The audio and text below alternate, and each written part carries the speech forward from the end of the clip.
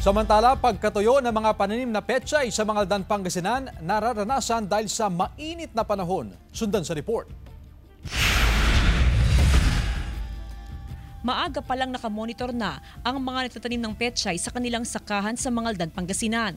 Ilang araw na raw kasing kapansin-pansin ang pagkatuyo ng mga tanim na pechay dahil sa nararanasang mainit na panahon. Bunsod nito, nasisira ang mga dahon at hindi na ibebenta pa.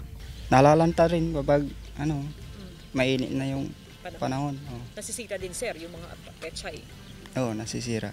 Para maisalba ang mga tanim na pechay, oras-oras nang ginagawang pagdidilig ng mga magsasaka.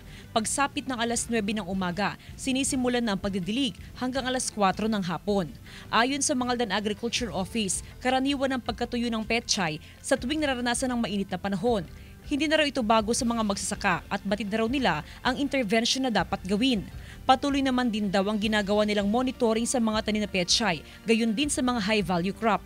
Ayon naman sa Pag-asa, ilang araw nang itatala ang 23 degrees Celsius hanggang 33 degrees Celsius na maximum temperature sa Pangasinan. At asahan para ang pag-init ng temperatura sa oras na maideklara ng Pag-asa ang pagpasok ng dry season. Yun nga yung mga ating nakikita doon sa East and Central Pacifico na yung mainit na hangin na pupunta sa kalupaan. Posibleng sa buwan ng Marso, maideklara ang pagsisimula ng dry season o tag-init sa bansa.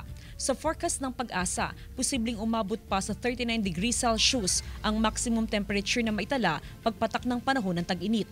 Kasama si Jing Dakanay, Jasmine Gabriel Galban, One North Central Luzon.